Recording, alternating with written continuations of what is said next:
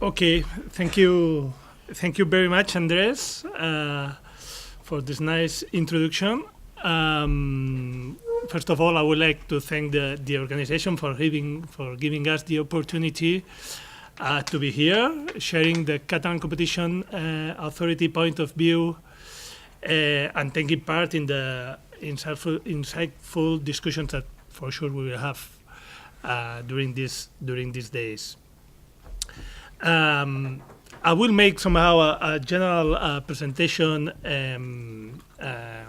on the topic of data mergers and market relevant market definition, but we also have a person from the authority here, Dana Soria, who's going to present a more detailed paper on the Google case, this recent decision from the European Commission regarding the Google shopping case, okay, and what's our point of view or our evaluation of the decision of the European Commission. Okay. What's sure is that times are changing, and we have a new economy that has emerged, an economy that we can call it as a data-driven economy.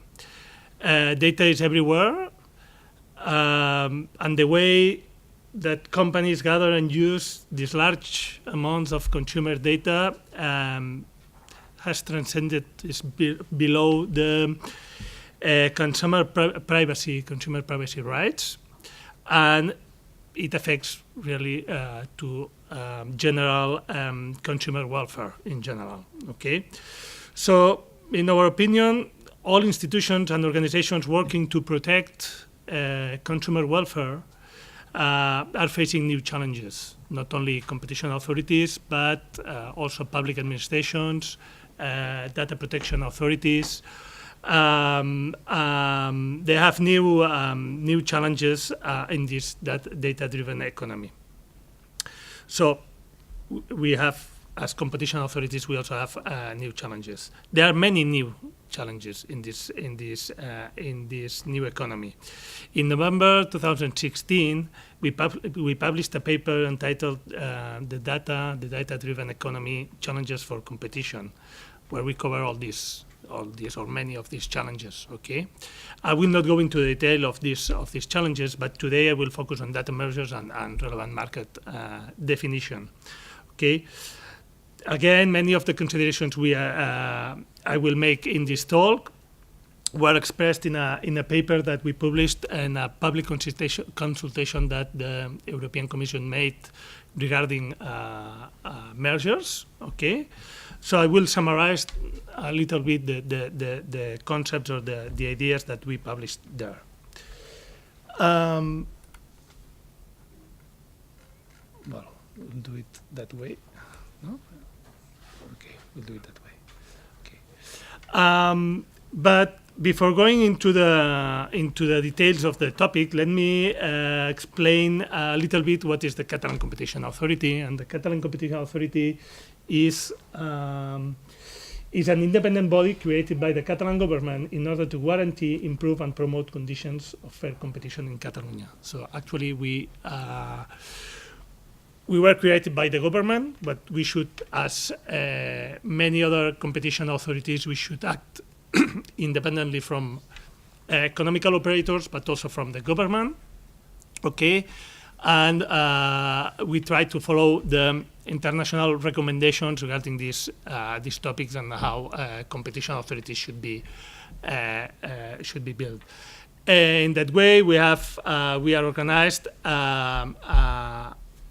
into different areas. We have a Directorate General, which is in charge of enforcement and advocacy. I will go into that later. Okay, and we also have a court. So we have a Directorate General who who deals with the cases, and then makes a proposal to the court, and then we have a court who makes the decisions in different cases. Okay. Well, I know that we are. Yeah, I know that we are in a.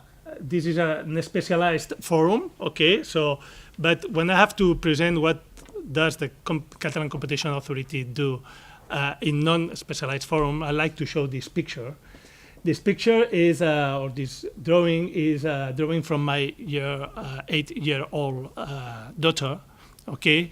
When she was asked at the school, what's the work of your dad, okay? And she made that drawing.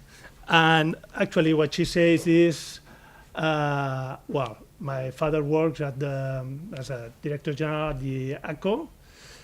He works with Susana, Anna, and Xavier.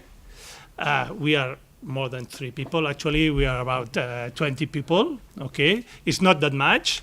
If we take into account the population of Catalonia, we should be, and we compare that with other competition authorities, we should be maybe 30, 40 people, okay? We are 20, but we are more than 3, okay? And what I like most is she says that we work watching over companies that do not cheat, okay?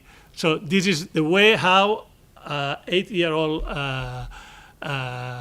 children explains competition to her friends, okay? So competition is about that. It's about controlling companies, not cheating, okay? Of course, what we do is we apply, with enforcement, we apply the competition law, the Spanish competition law, and we apply Article 1, 2, and 3 of the Spanish competition law, okay?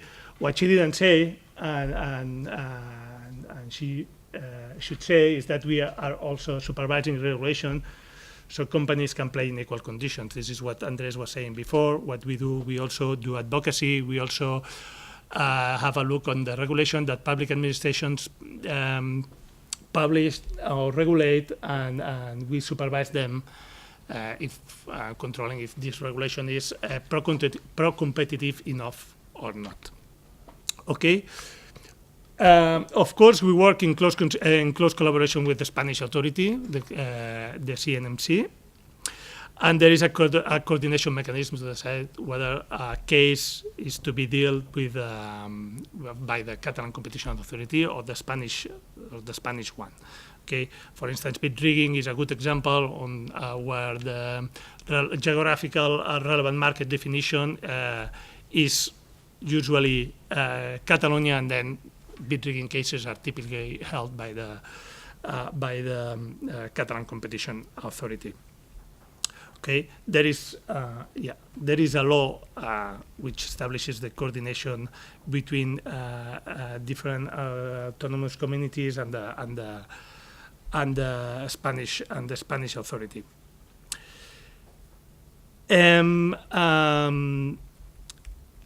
terms of mergers, I'm saying that because regarding to mergers, obviously there are not that many mergers that take place in Catalonia and only affect the region of Catalonia. Usually, mergers in Spain are mergers between big companies, which have influence or have activity beyond the region of Catalonia. So we have to coordinate with the Spanish competition authority in order to, when there is a merge which has a big affectation or that affects significantly Catalonia, we coordinate with them, and sometimes we work with them in phase 1 when the merger has to be evaluated and some remedies or not, or have to be considered. Okay, an example of this collaboration was recently the merger that we evaluated regarding My Taxi and Hilo. Okay, this is a merger also related to this new data-driven economy. There was a merger between Hilo app and My Taxi app. They decided to merge, and of course the taxi market in Barcelona is together with the Madrid one, is one of the biggest areas where we have taxi drivers. So the impact of this merge in Catalonia or in Barcelona was big. So we collaborated with the Spanish competition authority in the first stage. Okay, at the end, we decided to clear the merge. Okay, because the market share of these companies was not so big, and this is a market in expansion, and we didn't see at that time any impacts or in competition. Okay, we saw the efficiencies, and we didn't see any negative impact in competition. Okay, so going into into the details, I will explain you three main ideas. The idea that there is a shadow price for our privacy, so we should consider our privacy as maybe money, maybe not, but it's something that we give in order to get services. This is one point, and how we should deal with this shadow price, what we call shadow price. Then I will explain you why we think that it's difficult to capture the great value and usage of data. It is very difficult to define a relevant market when there is a merge between two companies in terms of data, and to decide which is the relevant market, in fact, in a merger, and how this merge could evolve in time. And usage, because sometimes the merge is devoted to a given market, but we don't know what can be done with this data.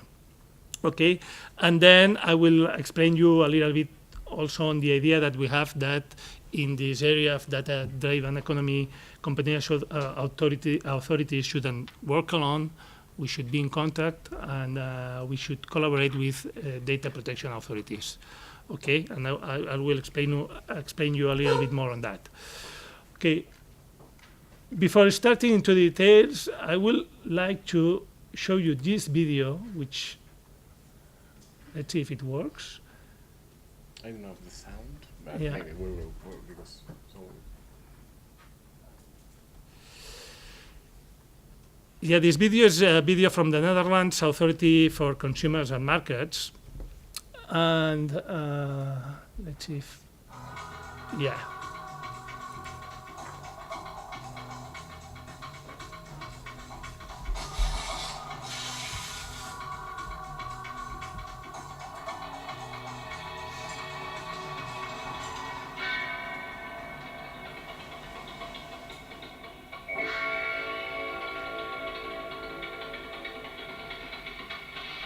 Yep.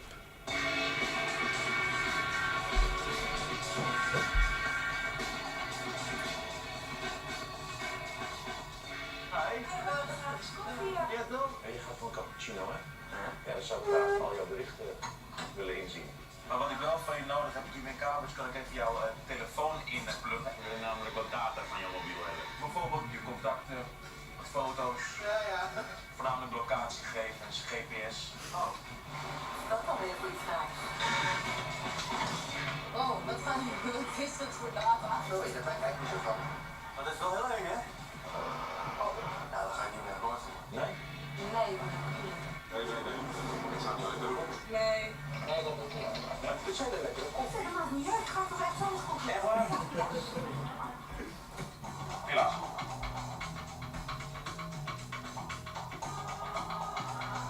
Dus als ik het goed begrijp, krijgen dus die apps toegang tot mijn contacten, mijn berichten, mijn foto's, mijn locatiegegevens. Ja, even een gratis appje installeren die daar toch allemaal bij kan.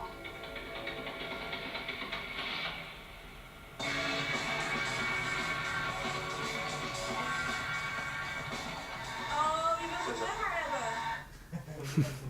Okay.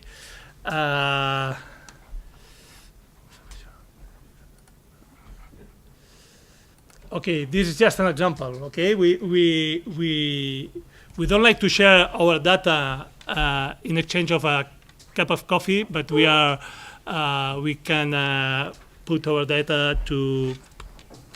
We can give our data, personal data, to applications, to companies that we don't know anything about them, just because we want to use their app. Okay, and the thing is that companies are fighting for our data. Okay, we have very recent examples. For instance, that one in this one is Amazon, a new from Amazon's Alexa. Okay, this new that happened some days ago, where Alexa was activated by, I don't know, during a discussion between a couple at home. Alexa was activated, and their conversation or discussion was recorded and was sent to a member of their list of contacts. Okay, and this is something that is happening today. So we have companies that want our data. The case of Facebook and Cambridge Analytics. Okay, we all know this. We all know this case. So how Facebook is using our data to for political elections. Okay. There is another new here. This one is from last year, the beginning of last year, where the French authorities told Autoritat WhatsApp not to share the data with Facebook.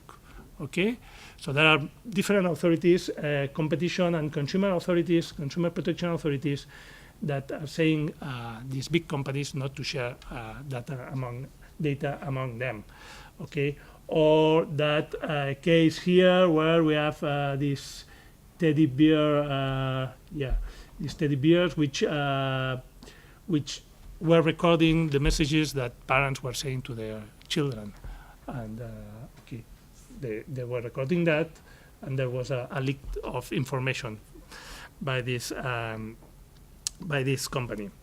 So companies want our data, and the other thing is that there is a data-driven economy. Okay, if we look at the recent measures from 2011 or 2012 until 2016, we will see how companies have been merged and what's the amount of money that has been paid for these companies. Okay, maybe the biggest cases are Microsoft and LinkedIn merger and Facebook WhatsApp merger. Okay, but we have also Microsoft, Skype, and Google Nest, and the reason behind that is because they want to buy the users and the data that these companies have.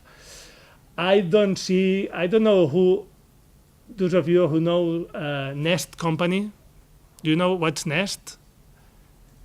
Can you tell me? Or I think it's the manufacturer of home appliances. Yeah. Thermostats. Thermostats, basically. Okay. I don't know how much a thermostat costs. Okay. But if you look, Google paid $3.2 billion for this company.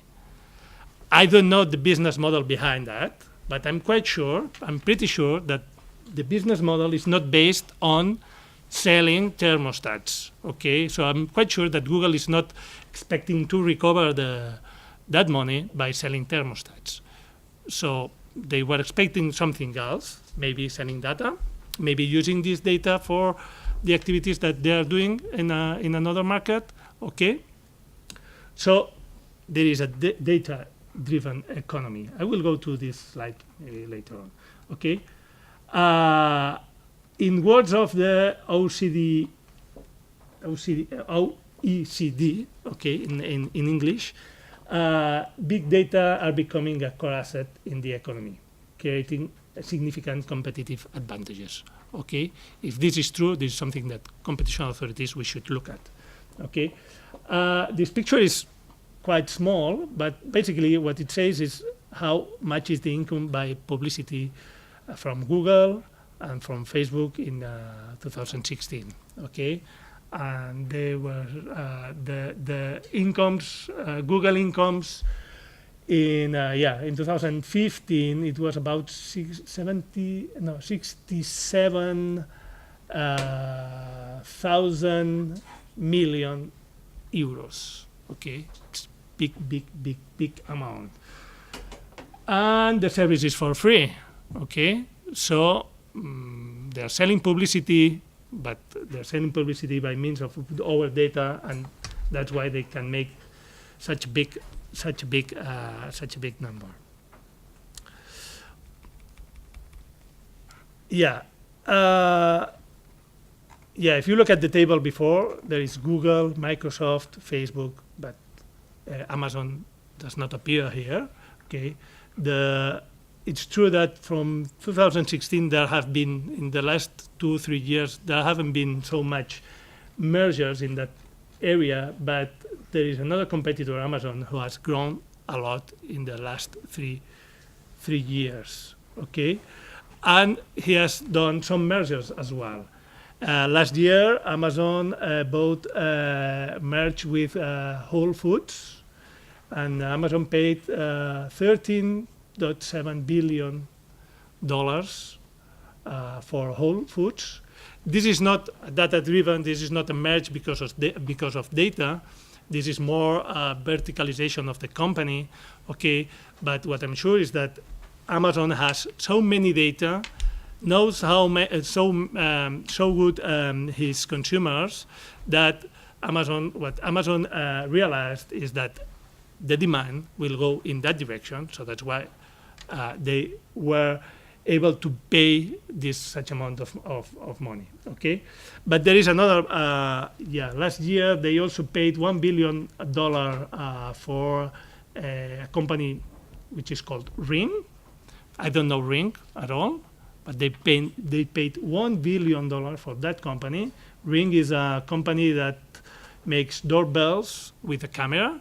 Okay, so the same case as Nest. I don't think that they are planning to recover the investment by selling doorbells. Okay, because $1 billion to recover $1 billion by selling doorbells.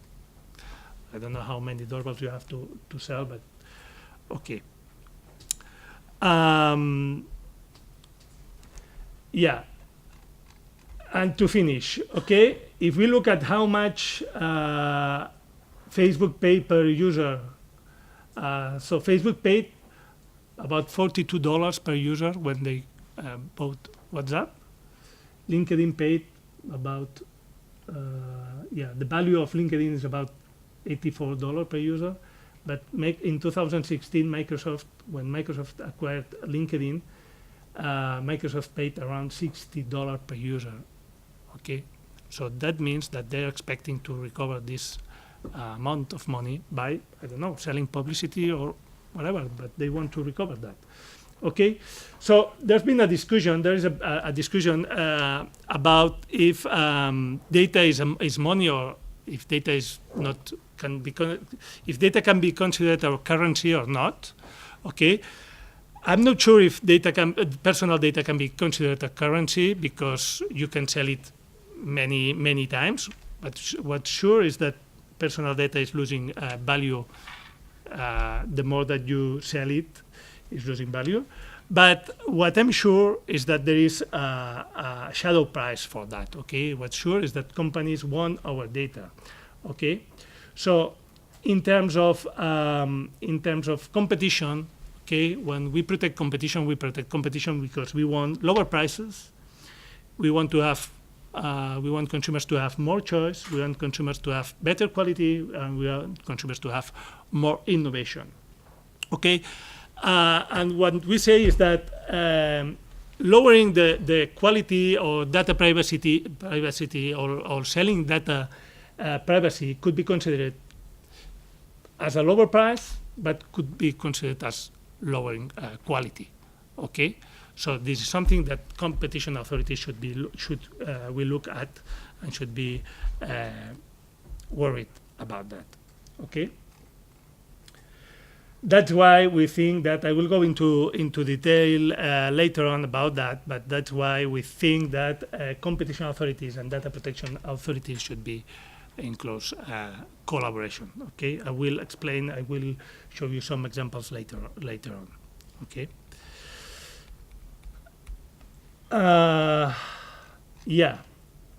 So data have great value, as we stated previously. So large merger operations might be better explained by the single data acquisition rather than by an increase of a turnover. Okay. What we see in these data-driven markets, what we see is that the growth of a company is more based on high amounts of investment by investors.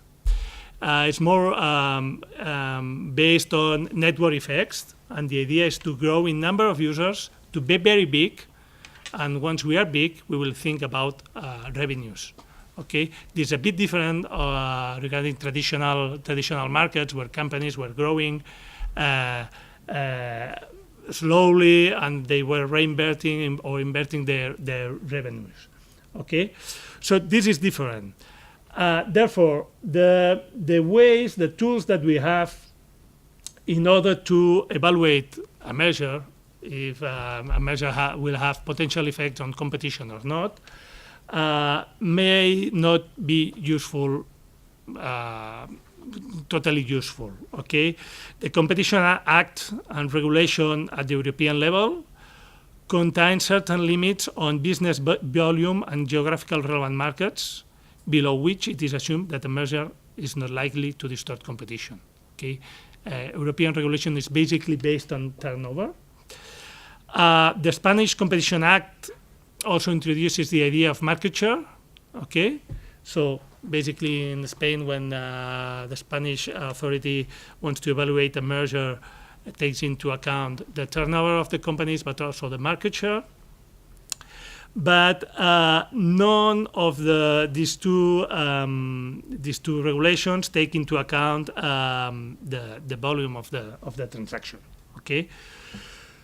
Due to the low correlation between monetary income and the value of information, we think that current price-centric regulation could lead to improper operation of the thresholds based. If we look at the table before, we could see that many of the measures that have taken place in the recent years, many of them have not been controlled by competition authorities. Okay. So what we do suggest is that it would be worthwhile considering thresholds by incorporating the economic price of the acquisition as an indicator to determine the importance of a given measure. Okay, not only turnover, not only market share, but also consider why Facebook is paying such a big amount of money to buy WhatsApp, even if WhatsApp does not have any income. Okay. However, taking into account this factor creates a major problem for the competition authorities, because the value is set by the parties, and then there could be parties could agree on different kinds of agreements and not to be really transparent on the price of the acquisition. Okay. Additionally, we also think that the size of the acquirer should be also considered, and in that sense, we think that the Spanish law is good in that idea of considering the market share as also an indicator, a threshold indicator on whether to consider, or on whether if a measure has to be notified to the competition authority or not. Okay. Yeah, actually there are two big competition. One big competition authority, which is the Catalan, and another not so big. Maybe it's smaller. Maybe it's more similar to us in terms of population of the country. But the Austrian Federal Competition Authority. Okay. These are two European competition authorities that have introduced in the ways or in the rules on when a merger has to be notified. They have introduced the value of the acquisition.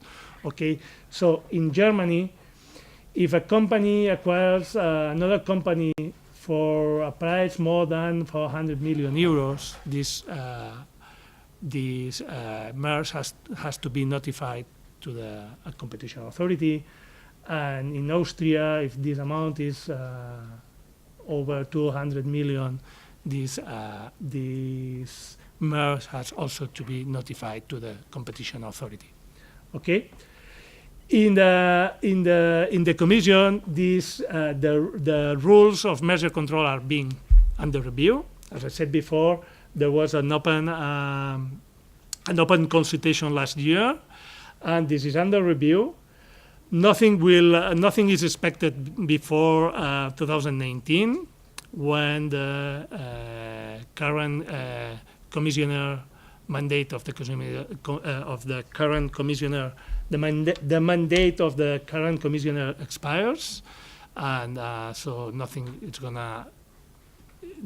is expected before 2019. Okay. Also because initiating a process of changing regulation in Europe means at least 1 year, 1.5 years of process. So So as we know, the DG competition is not expected to do anything in that topic right now. Okay. Other countries, the Competition and Markets Authority in England or in the UK have the same rules as in Spain. In Spain, nothing is expected to change also in that area, because after analyzing the Spanish competition law, the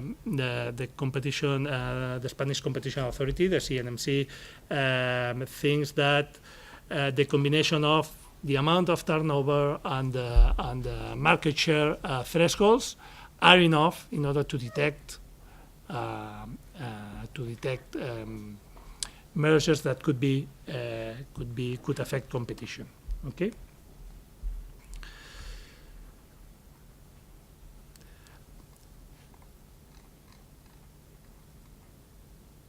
Yeah, I would. Before going to that, I would make another consideration here, because not only competition authorities are monetary price centric, but also public procurers, public procurement agencies. Okay, we've seen in many cases where public procurement agencies have made a tender about the smart cities, for instance. Okay. And they've awarded the contract to Google or to a big company because the price for that contract was zero. Okay, but it was zero because they wanted to keep the citizen data for their own. Okay, so this is something that should be taken into account when designing a public procurement in terms of data. Who will owe the data at the end? Okay, as I said before, it's difficult to understand. For the competition authorities, it's difficult to understand what's the reasoning behind a merger. Okay, and it's very difficult and to control the merger for a competition authority. It's very important to perfectly define the relevant market. Okay, what happens with data is that data have many different users. And two companies can merge and can say that they are going to use the data for a given market, but as Einstein said, logic will get you from A to B, but imagination will get you everywhere. Okay, so once these companies have personal data, they can do whatever they want with that data. Data is not a brick and mortar economy or company. If you are a brick and mortar company, to change your market is very difficult, but if your economy is based on user data, you can change, you can expand. We see Google, we see Amazon, which are continuously developing new business models. Okay, so our suggestion is that when competition authorities evaluate a merger, they should clarify, or the commitment of this merger should be focused on definition of a given relevant market. Okay, and the commitments should be limited to this definition of relevant market. So if companies in the future want to change and want to expand to another, want to use this data for different markets, they should notify the competition authority about that changes. And and another thing that it's worrying for the competition authorities is that when two companies merge and notify this merge to a competition authority, is the competition authority the one who has to put some remedies and to justify the remedies because the competition authority thinks that there are some efficiencies that are not, or some economical inefficiencies, or some things that are not justified, and there is some impact on competition that has to be controlled, and then the competition authority has the right to put some remedies to the merge and to put some conditions to this merge. When we are talking about data, it's very difficult for the competition authority to determine what are the effects and in which market and how these effects, or what are the inefficiencies that can be foreseen, or what are the effects in competition that could be foreseen in the future in data-driven markets. So maybe in that cases it would be noting that measures always imply a reduction of competition in competitors. Okay, measures could be efficient, but imply a reduction of the number of competitors. Okay, taking that into account, maybe what we could suggest, or what we could do, is asking the mergers, so inverting the burden of proof and asking the mergers to justify why this merger is better. Why it's better to work together than separately for competition? Where are the efficiencies of doing this merge, social efficiencies and economical ones? And to ask for the operators to demonstrate these efficiencies, and then to keep on these efficiencies. Okay. Yeah, and the last point, or the third point. In this context, as I said before, we think that there should be a strong collaboration between competition authorities and data protection authorities. At one point, as I said before, mergers, data-driven mergers, okay, may be cleared or maybe not cleared with some remedies, but all this will be regarding a relevant market definition, but in terms of data and personal data.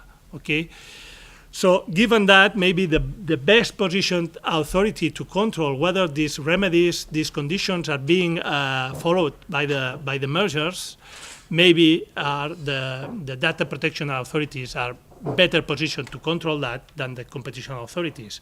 Okay, so we suggest that the data protection authorities could have the role to control, to supervise those remedies, those conditions imposed in a merger. Okay, this is nothing new. This is something that happens in other regulated sectors.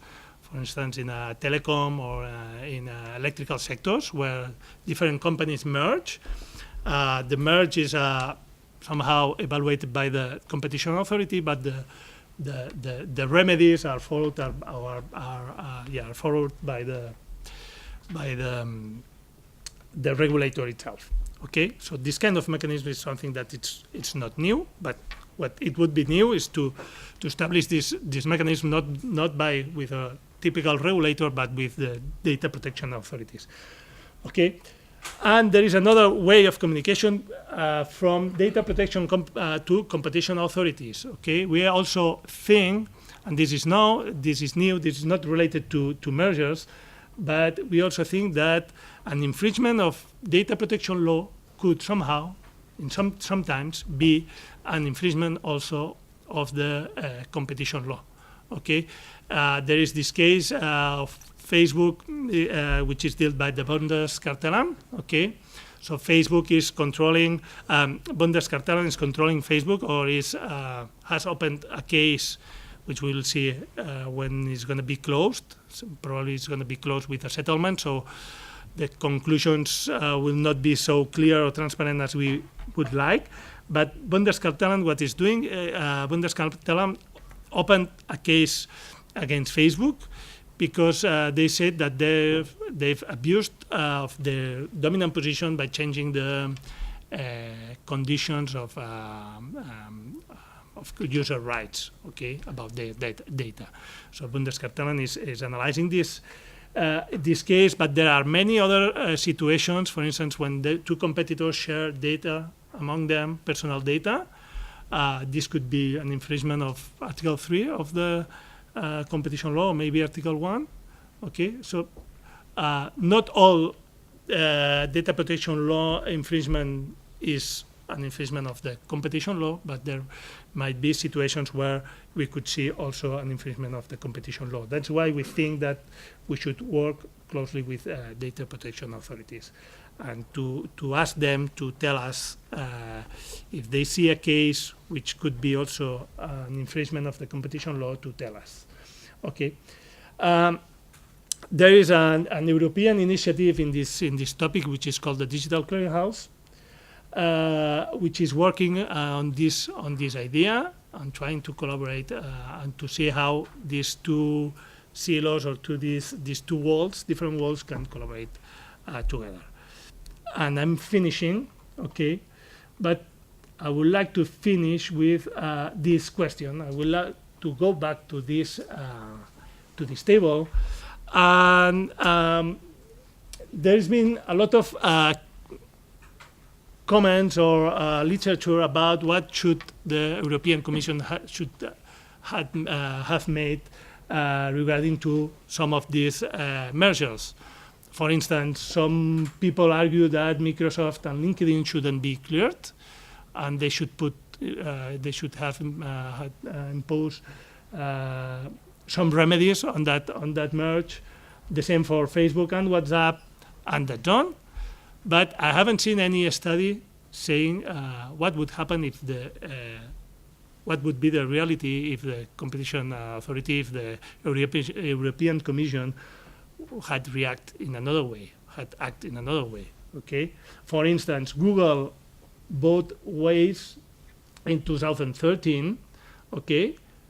The European Commission didn't say nothing because this merge didn't pass the threshold. Okay.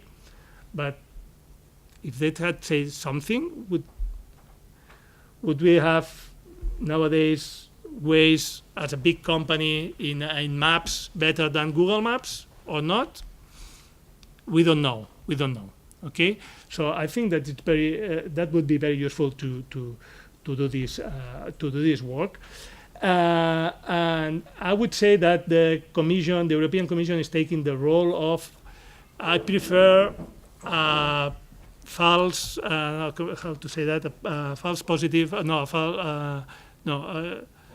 a false negative. Okay, I prefer a false negative than a false positive. Okay, I prefer to pass some measures and then I will act ex post. Okay, rather than limiting or limiting some measures and having a false positive. The risk, and this is how typically competition authorities work in traditional markets, but the thing is that in a data-driven economy, things happen very, very, very fast. And then when you want to react, maybe it's too late and the company is too big, and maybe it takes for you too much time to react. And if we have a look at the Google shopping case, we see that the European Commission started to act in 2010. We are in 2018, and there is a decision made in 2018. So it took 8 years for the European Commission to make a decision. So, and this means 8 years for Google acting in a way which the European Commission found at the end that it was not aligned with the competition law. Okay, so the final comment is that one. Okay, that maybe in this kind of market, a false positive is better than a false negative, because the way the tools that we have to react and the speed that we have to react is slow, and maybe when we want to react it's too late. And that's it. I will be happy to have questions if there are some. Thank you very much. We have 10 minutes to take some questions. So please, if you don't have any questions, I have some because that's also the duty of the moderator. No questions? Yes. Samsung Isaias. From University of Oslo. So as a competition authority from these mergers, which ones do you think would have reacted differently if they were to be evaluated today? Yeah, I have no idea, to be honest. I have no idea. What I was trying to say here is that the European Commission has been criticized a lot, but I haven't seen anyone saying if European Commission had done that, the things would be different right now. So it's very difficult to react, and I think that we have to start applying the tools that we mentioned before, okay? Which are tools that, so maybe we should start asking the companies, tell us what you want to do with this merge.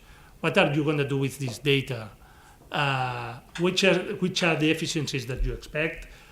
Which are the conditions that we can put, which is the relevant market, and then we will see. It's going to be easier to have a decision on that, okay? But I don't know if you're asking me, should the European Commission, should the European Commission have said that Microsoft and LinkedIn should not be merged? Some remedies, some little remedies, okay. And the same for Facebook and WhatsApp. In fact, they didn't impose any remedy, basically because Facebook said that they could not cross the data from WhatsApp with their users, and then later on they found that it was possible. So they believed Facebook. It was not only possible, but maybe it was the main goal of the operation. Yeah. And then we see that there are some competition authorities, the French one and another one, which are forcing Facebook and WhatsApp to not to share the data.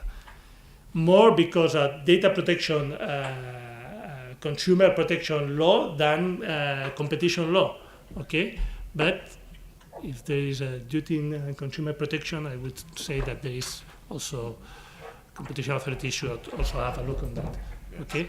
We have 2 more questions over there. So the first one was at the end. Please give your name and affiliation when you ask. My name is Vasilios from the University of Oxford. A bit louder, please. Vasilios from the University of Oxford. Yes. So you talked about now about WhatsApp and how the merger between Facebook and WhatsApp, they promise that we don't have the technology to cross the data, and you also talked about the value of these data today and how to take this into account. So my question was, how do you take into account the evolution of technology around it? Yeah. So it could be that 2 years or 7 years ago, you didn't have the technology to cross data. Yeah. What about if they buy it now because they know that in 10 years from now, well, maybe not in 10 years, but whatever, they have this technology? Yeah. I agree on that, and this is one of the things. That's why I think that the scope of the merge is something that has to be clearly defined in the merge evaluation. So this is some of the remedies that, for me, shouldn't have been imposed. Okay, you don't have the technology right now. Okay, if you have this technology in the short term, you have to tell us, because then we'll re-evaluate the merge and we will see if we impose conditions or not. Okay, this is my feeling. Of course, the undertakers would tell you, or would tell us, okay, this provides us some kind of uncertainty, no? Because we don't know if in 5 years we will have to separate the companies or not, or okay, but otherwise I would prefer a false positive than. So over there. Yeah. Yes. I have more of my name is Ajik Zamita and I'm from Sciences Po in Paris. I have more of a procedural question, because when we mention some of these mergers, we come back to the issue of, well, they weren't notifiable to the EU Commission, or they weren't notifiable in many places. For example, Facebook, Instagram, the UK Competition Authority picked it up, but it would have been completely, gone under the radar, although it was a very important merger. So, do you think like the current system is functioning well, or should we? Well, the argument in the public consultation was that the main argument, prevailing argument, was that national competition authorities, some of them do have the right to review these mergers, and more so now with Austria, Germany, and some others, implementing value thresholds. Is this going to be enough, or should we have something at the EU level? Yeah, I think that the EU is the DG Competition is reviewing that. Okay, this is that. But it's not. I mean, the public consultation is going on for two. I mean, they opened it two years ago, and still the thing is that anything, so. yeah, the thing is that there are some political reasons for not doing that. Okay, so the thing is that we are at the end of the mandate, and they don't want to open this thing. That's a fact, but I'm sure that they are reviewing that, and I'm quite sure that many of the some authorities will follow the Bundeskartellamt path and the Austrian one. But is that enough, or should we actually implement something at a more global level? Because maybe just leaving this to the national competition authorities may not be the best solution. I mean, I asked that question to myself. I just wanted to know what your opinion is. Yeah, I think that should be. Yeah, I think that the DG Competition should review these measure control rules. Okay, that's my opinion somehow. At least to introduce the market share effect, because actually the rules are if the merger takes place in more than 3 countries but there is the market definition. The market share is not so well defined. Not as in Spain, for instance, or in England now, and but I think that should be reviewed because these companies are so big, and you cannot review the merge in a country per country basis. Okay. So. Good morning, my name is Carolina Banda, and I am from the Max Planck Institute for Innovation and Competition at the University of Munich. And basically I have 2 questions. The first one is related with the tools that you use as competition authority. I would like to know that, as the SNP test seems not very useful for data economy, what are the other tools that competition authorities have created or are using to assess or define relevant markets? I was thinking that maybe a competition by innovation should be considered.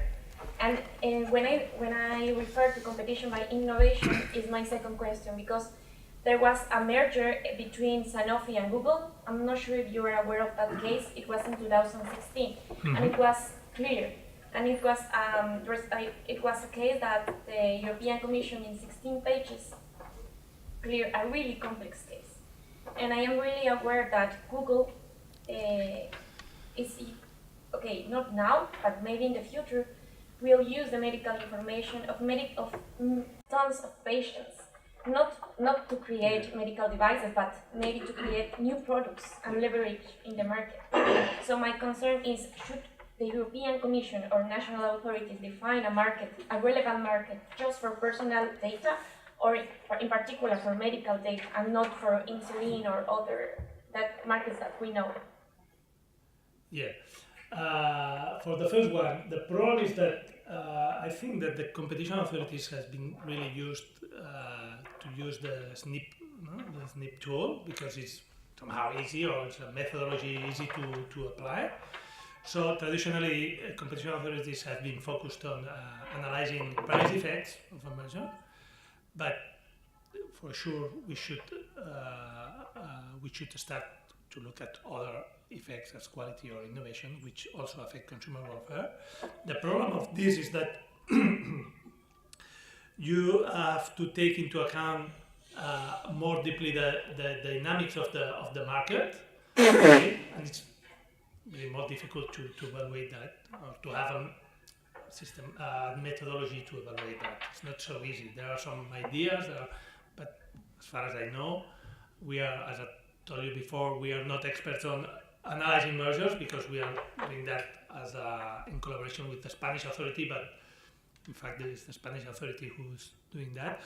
But as far as I know, there are not so many methodologies, or evaluate impact on quality or innovation. So it's more difficult, and you have to take into account this market dynamics, which is not so easy. And for the second question, there is a lot of discussion about how to define a relevant market in the data economy. Is there a relevant market, personal data relevant market, or should we define a personal data relevant market for a given sector? Okay. The Commission, what the Commission has traditionally done, they have basically for this case, probably for this case the approach had been different, but typically the relevant market that the Commission defines, and I think that they feel more comfortable in this kind of measures, is the online publicity market. Okay, so they define that Google is a two-sided platform where there is one free service in one side, and on the other side there is publicity. As far as I know, they define LinkedIn as in a similar way, and all the social networks are defined in a similar way.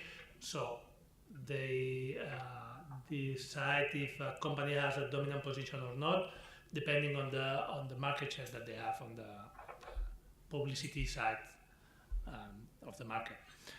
I think that this is not useful. This is not always useful. Okay. Well, we are. I am going to take two more questions. There and there. We will have a lot of time these 3 days to discuss, because this presentation from Marc Realp, I think it has been great in order to allow us to reflect a little on the shortcomings of the traditional competition approach to these problems, because we have now so many companies which are global companies, so there are a lot of different problems, and the traditional approach simply doesn't work. So the idea in these 3 days is to try to understand why it doesn't work, and which will be the new criteria or the new guidelines to use in order to realign the capacity of competition authorities with realities of economic business. But we will have the time. So 2 more questions, because we have the coffee break. So I have operator one, and then and the last one here. So and sorry for you to well, my name is Alex. I'm a PhD candidate at European University. Just quick, very questions. I agree there's something going on, but still I'm going to play a bit devil's advocate.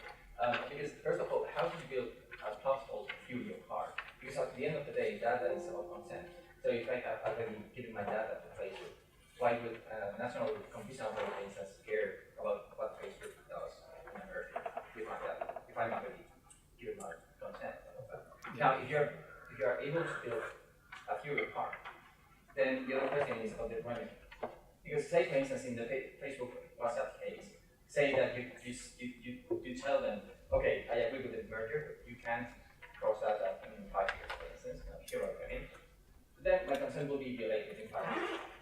So at the end of the day, you will not have regret when it comes to data protection. The theory of harm is a good point. For me, at the time when you cannot evaluate the theory of harm in terms of price, but you have to do it in terms of quality or innovation, then it gets more difficult to do the theory of harm. Okay, that's why I think that maybe data protection law is a good indicator of saying us what is the threshold. Okay, for me, what's interesting in the Facebook case is that what does the consumer protection law say about the degradation, about the conditions or user conditions in its platform. Okay, if we agree that Facebook has a dominant position as a social network, and they have infringed law in terms of data protection or consumer protection, okay, for me, the theory of harm is clear. They have infringed the law. There's for sure harm. Okay, so for me that's an indicator or a way of evaluating that. That's why I think that. So you block them. Yeah, depending. Yeah. Or I would ask. I'm not an expert. I would ask the data protection authority. Tell me what is reasonable or not. What can I ask to these companies to do or not? Because I'm not an expert on that. So you know what's reasonable or not. You know what companies can do. We have a GDPR GDPR rule now. Okay, they've made this rule based on some ideas, some conditions, some human rights that have to be protected. So tell me about that, because I have no idea. Yeah. So, our last question for the moment. We'll have time for more questions. So thank you. My name is Enrique. I'm also part of the UI and now my affiliation with Stanford. So I was fascinated with your example on the tenders and how companies like Google would bid with zero price, so authorities would bid on it. And I wanted to take the opportunity, since you're here, to ask about the reality of authorities, national authorities like yours, where companies like Google would come and start collaborating. What is the reality of it? How, I don't know if the Catalan authority has experienced it, and sort of whatever details you can give. And also, what's the reality of your collaboration with the data protection authority that you propose? So you said that you would ask them, has this happened, and do you feel that there is a competence there today, for example? For the first thing, I cannot give you a general feeling about that. But I can give you a general feeling about that. And the idea is that this is something that has not been covered in the last years. Maybe now it's being. I think that the public administrations are being more conscious about that.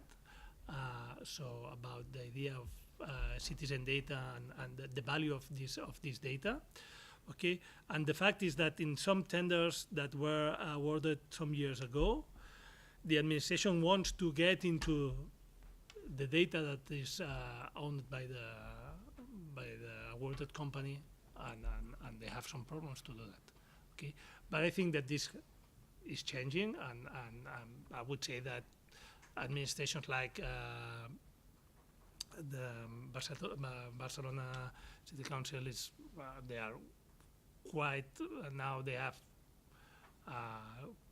quite good idea of the value of data, and they want the data for them, and they have the idea to open this data to everyone. And the second question was basically just the reality of what. Yeah, you're right.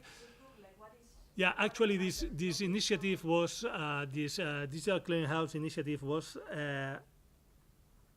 created by the data protection supervisor of the EU, not by the competition authorities, and I think that is more an initiative from the data protection authorities than from the competition authorities. I'm not sure if the digital competition, the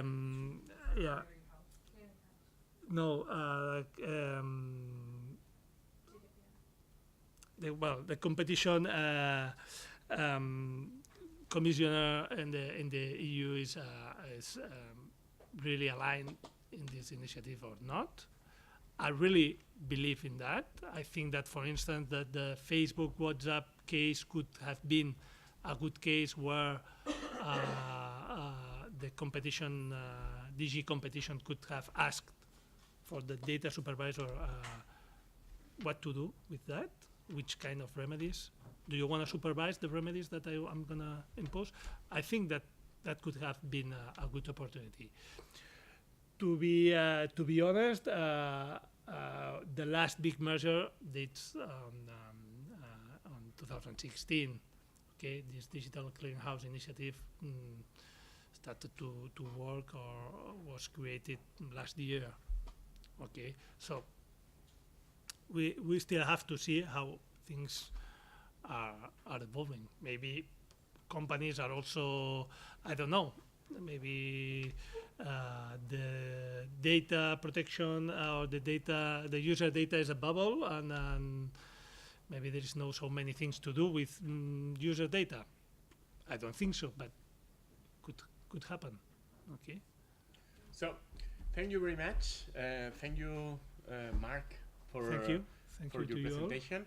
I think that's a very good beginning. And now